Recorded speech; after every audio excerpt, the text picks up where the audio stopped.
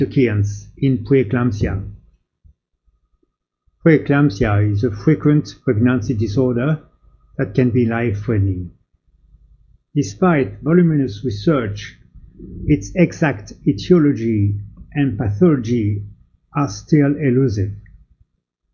Cytokines play a crucial role in ovulation, in implantation, in placentation, and in parturition.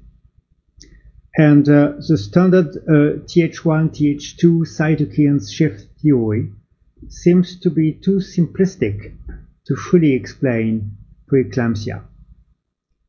It's thought that several signaling pathways and immunological modulators play a major role in preeclampsia. We have tried here to review the current knowledge on this matter. During implantation, at the early state of the pregnancy, a controlled inflammation state at fetal-maternal interface is needed to promote normal trophoblast invasion, as shown on this picture. TNF-alpha, TGF-beta control trophoblast invasion and spiral arteries changes. Interleukin-10 and progesterone act as anti-inflammatory factors, modulating the immunological response. After this high-level immune response at implantation, the inflammatory state significantly decreases during the rest of the normal pregnancy, but not in case of preeclampsia. In normal pregnancy, the placental cytokines play several roles. The establishment of placental immune privilege involves coordinated actions of cytokines 1, 11, the leukemia inhibitory factor, the colony stimulating factor, interferon, at the fetal-maternal interface. Pro-inflammatory cytokines promote the trophoblast differentiation, while TGF-beta, interleukin-10 act mostly as inhibitors on trophoblast proliferation, invasion, and differentiation. Placental angiogenic cytokines, vascular endothelial growth factor, and the placental growth factor will modulate the trophoblast proliferation. TGF-alpha, IFN-gamma, TGF-beta induce trophoblastic apoptosis, while VEGF and PIGF have anti-apoptosis action. The cytokines also increase secretion of placental hormones as HCG and progesterone. The placental angiogenesis is regulated by VEGF, PIGF, and leptin. In case of preeclampsia, the placental production of several cytokines is changed.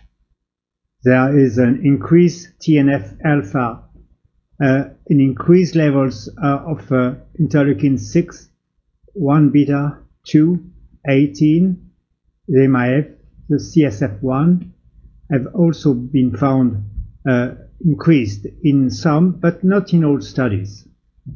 Moreover, the regulatory T cells, the Tregs, and the Th17 cells appear to be contributors in preeclampsia as well. Importantly, besides the placental production, cytokines are also produced by the maternal mononuclear cells. Despite discrepancies in studies in cytokines levels, the overall picture is that of an increase of placental and systemic cytokines levels. That is consistent with an increase of inflammatory activation, a release of vasoconstrictor substances, and an endothelial dysfunction and an hypertension, as you can see on the figure here, where you have the preeclampsia situation compared with the normal pregnancy and the change in some cytokines here. On this study, from the Killen et al. Studies, you can see the change and the sum up of the cytokine change both inside the placenta and in the maternal blood. And you can also see the role of hypoxia. We'll see back to this later. Regarding the roles of pro-inflammatory cytokines in preeclampsia, we can note that TNF-alpha and interleukin-1 beta affect the endothelial cells, promoting coagulation and an inflammatory response.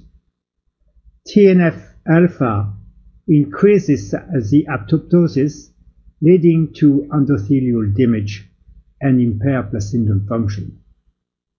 And TNF-alpha, produced by the endovascular trophoblast during the invasion of spiral arteries, change the arterial remodeling.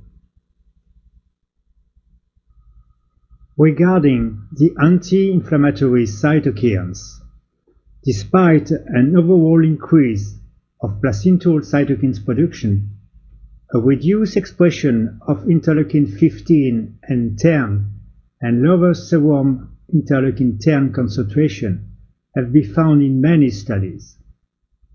Additionally, links between distinct interleukin-10 genotype and preeclampsia have been identified. On the other hand, some studies have shown elevated interleukin-10 concentration in preeclampsia. Thus, the plasma cytokines levels reflect both the placental but also the maternal production. And hence, it is still unclear whether interleukin-10 is an important immunoregulator in preeclampsia, but despite discrepancy, it seems very probable. VEGF has been extensively studied in preeclampsia because of its role as a biomarker of endothelial dysfunction, inflammation, and tissue hypoxia. VEGF is produced by both stress endothelial cells and the placenta, in addition with the production of a PIGF. There is a current consensus that before the preeclampsia occurred, levels of VEGF and PIGF are reduced as SFLT1 is increased. The angiogenic imbalance with lower VEGF-PIGF activity and higher SFLT1 levels may have a causative role in preeclampsia through the impaired vascularization. The TGF-beta superfamily includes inhibins, activins, MIF, and TGF-beta. There is a possible increase in production and circulating level of TGF-beta in preeclampsia, but there are discrepancies in studies. TGF-beta is a mediator in endothelial cell growth, vascular inflammation, and angiogenesis. An elevation of activin and inhibin levels in preeclampsia is possibly due to the hypoxia. The circulating levels of MIC1 seem to be unchanged in preeclampsia. Regarding the role of the prostaglandins, a disruption in the synthesis of some prostaglandins may play a role in the vascular disorders found in the preeclampsia. Changes in placental prostanoids levels are probably due to the changes in local cytokines production. For example, the decrease of prostacyclin level is due to a decrease in interleukin-8 production. As we have said before, the role of hypoxia is very important in preeclampsia. Hypoxia has numerous consequences in preeclampsia, as shown on this figure from the study of Tenorio et al. Hypoxia increases the levels of TNF-alpha in interleukin-6, and it will decrease the level of interleukin-10. The oxidative stress also plays a role here. In preeclampsia, there is a relationship between oxidative stress and inflammation. The placental oxidative stress is due to the imbalance between the production of reactive oxygen species and the oxidant defense system.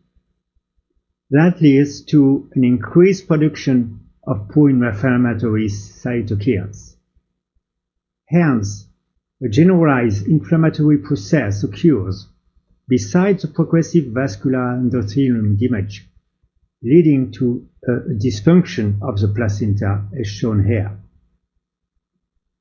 Another interesting point is the role of vitamin D and its metabolism calcitriol in the preeclampsia.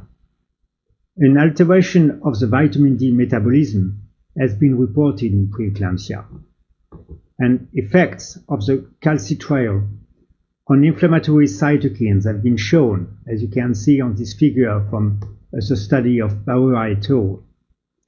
And in preeclampsia, maternal and placental calcitriol levels are low, which may explain in part high pro-inflammatory cytokines level.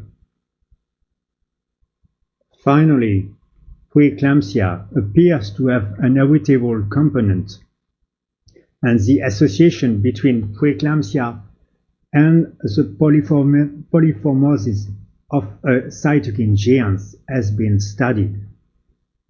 Among other studies, works on TNF1, TNF-alpha, interleukin-10 polymorphisms have been made, but these rather small studies were inconclusive.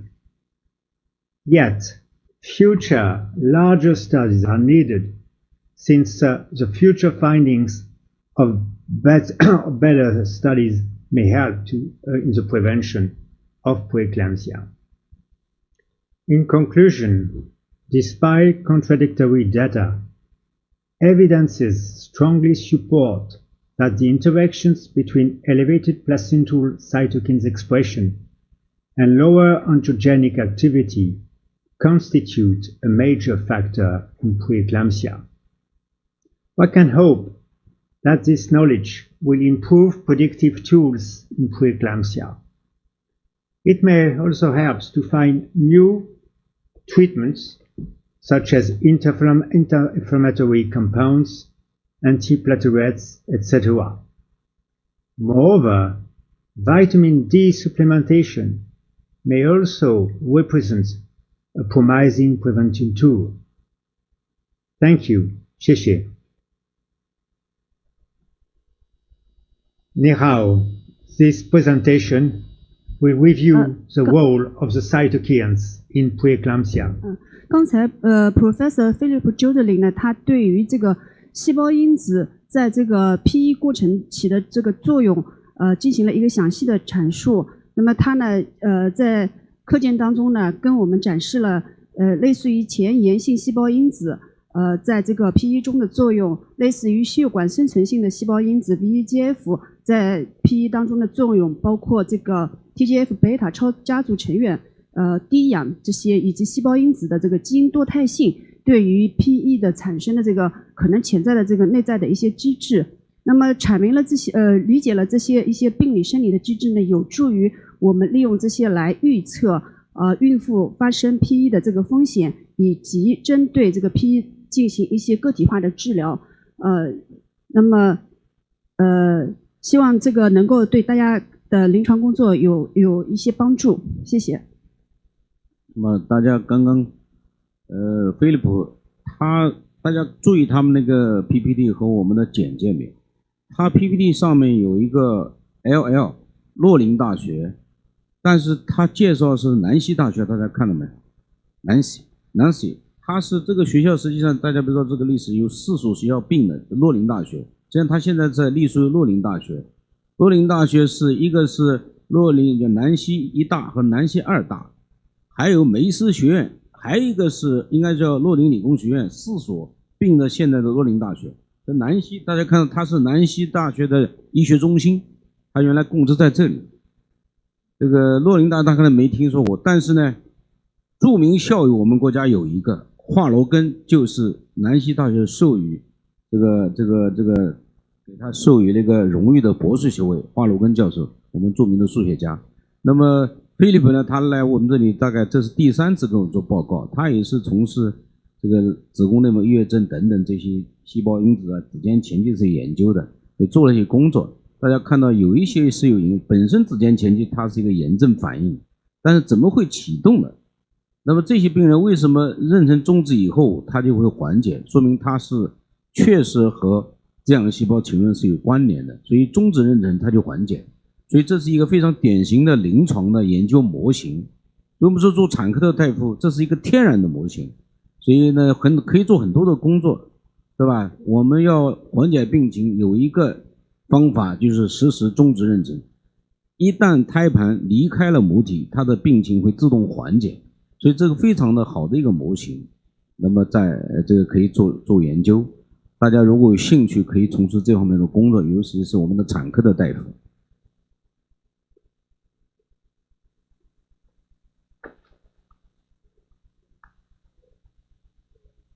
自北京大学第3